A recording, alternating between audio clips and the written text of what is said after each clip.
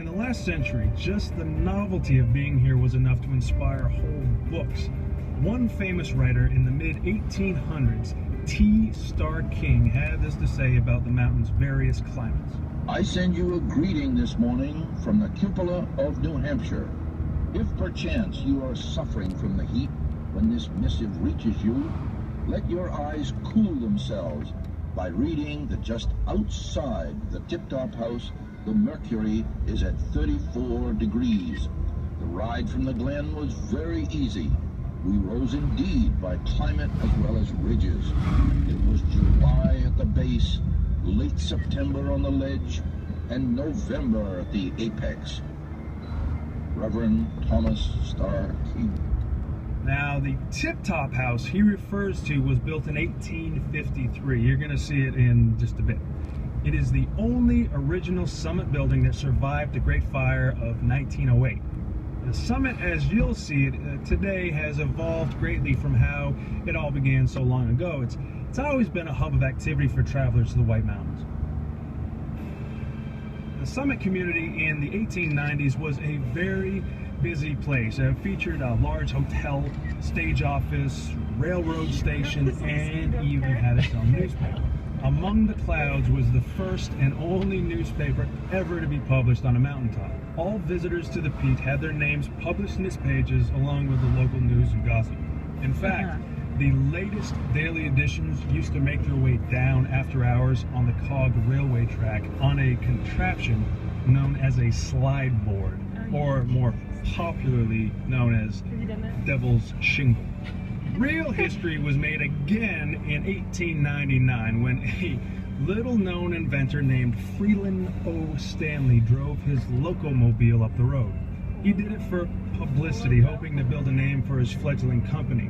Stanley began his past the Horn, Oh My God Curve, the Cragway, Cow Pasture, Mother-in-Law's Drop, and Home Stretch. In any case, the summit community welcomes you. Take the time to visit the historic Tip-Top House, which holds the record as the oldest summit building standing since 1853.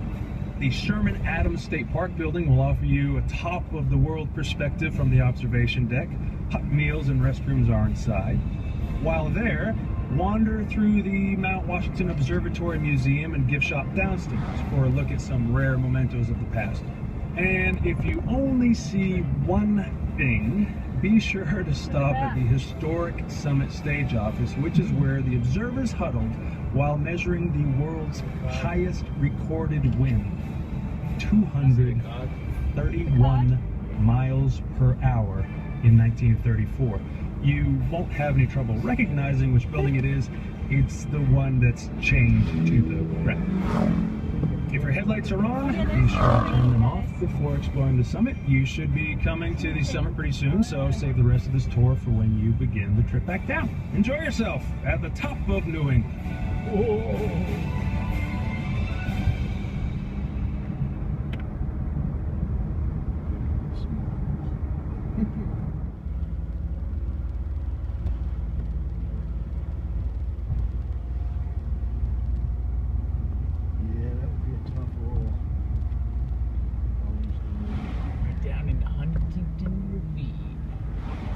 Is that Huntington right there? Yeah. That's where Matt did rock climb up in that ravine over there. Yeah. And then hike up, and I was supposed to pick him up. You were supposed to pick him up? Yeah, and then they had to just come up and hike down. Yeah, they were hiking up here. And they rock climbed up. Yes.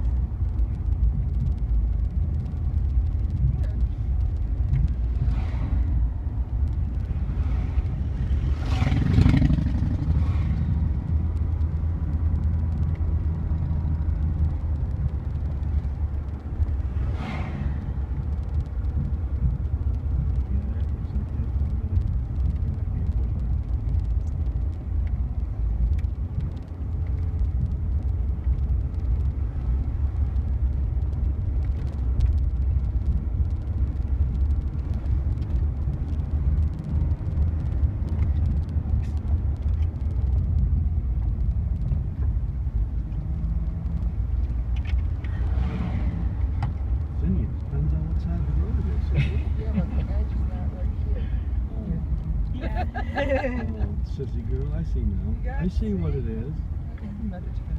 I guess so.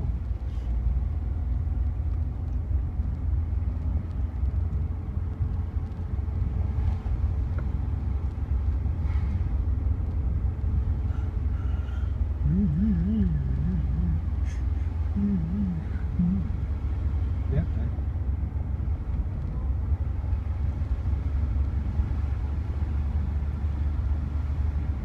That's where you want the CD, is that it? Sorry.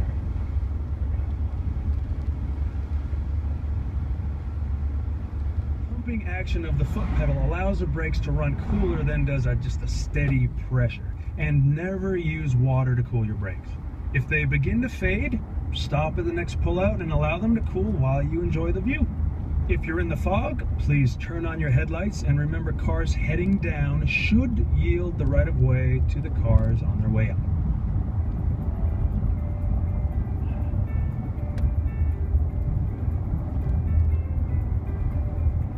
You may have seen hikers while you're on the summit.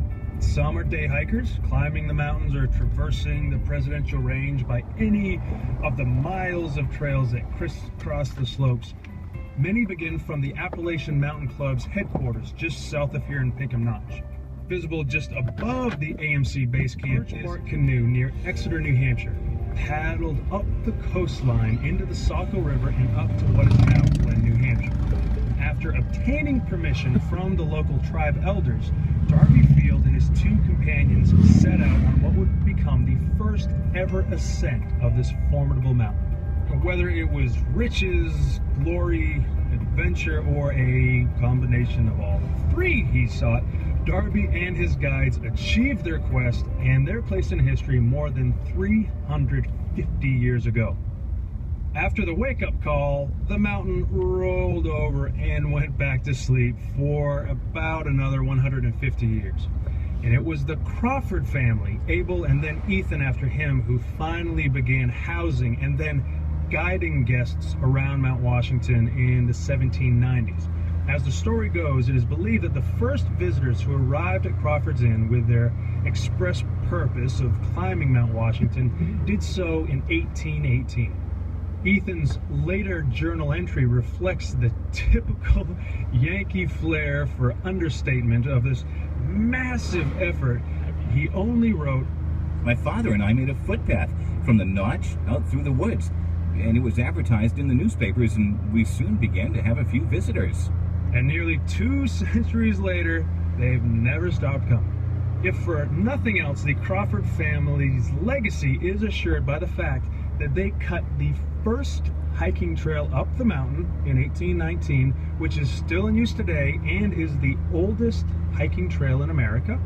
Beyond that, the Crawfords cut the first bridle path, which incidentally later became the principal route of the Cog Railroad.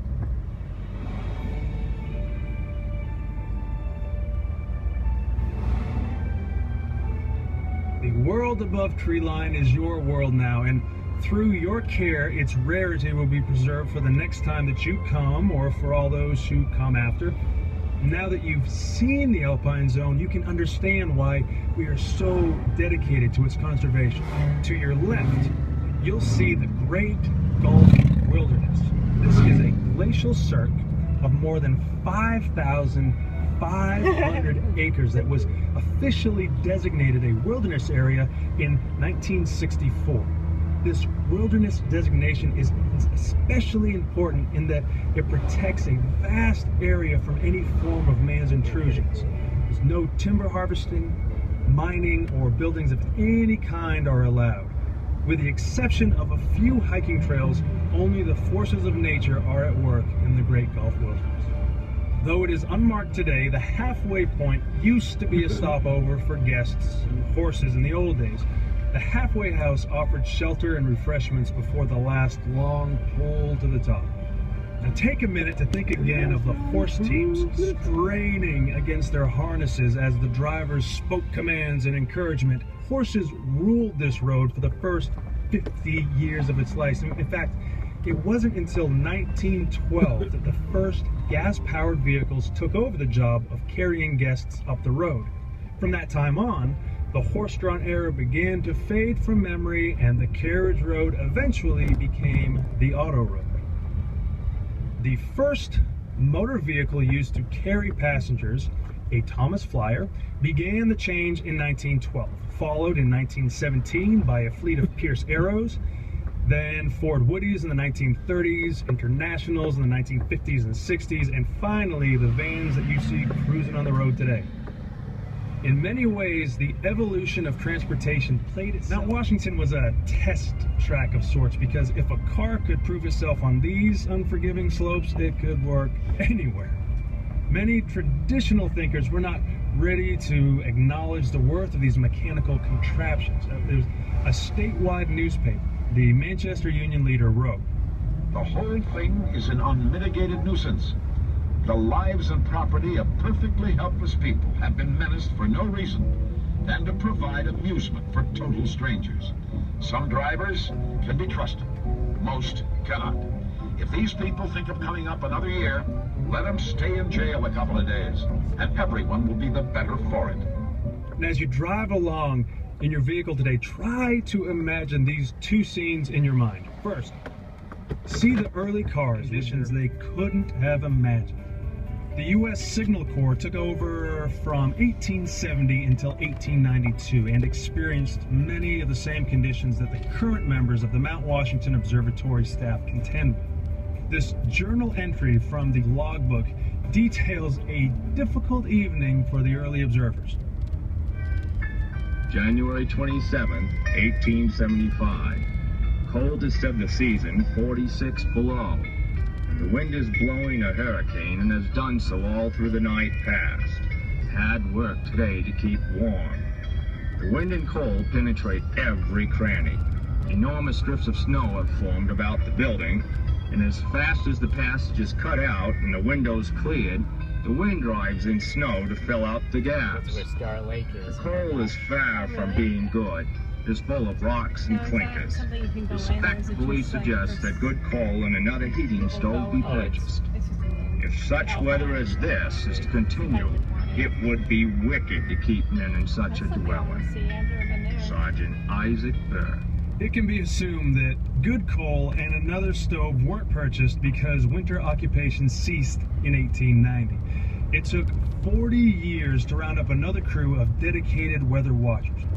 In 1932, Alex McKenzie, Joe Dodge, Bob Monahan, and Sal Pagliuca staked a new claim on the summit, and the Mount Washington Observatory began round-the-clock weather observations that still continue to this very day. Then came the day that no one expected. A day that has gone down in history and has yet to be topped. It was April 12, 1934, that the world's highest recorded winds, 231 miles an hour, blew over the summit of Mount Washington. Pagliuca's logbook entry for that day tells the story. We've been taking turns knocking ice from the anemometer post. Shortly after 1 a.m., I set out to clear the ice again and disappeared into the fog on the roof. I felt the full blast of the 200-mile-per-hour southeast wind on my face.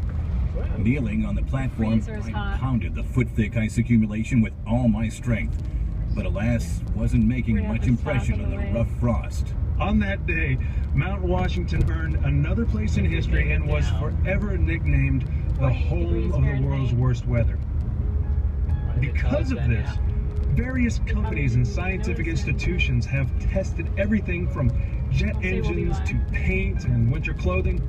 It is because of the reliably harsh extremes of Mount Washington weather that so many different types of tests have been and continue to be done. The freezer. In a typical year, the temperature averages 27 degrees. The winds, although averaging 35 miles an hour, exceed hurricane force on more than 100 days out of the year. The summit is in the clouds more than 60% of the time.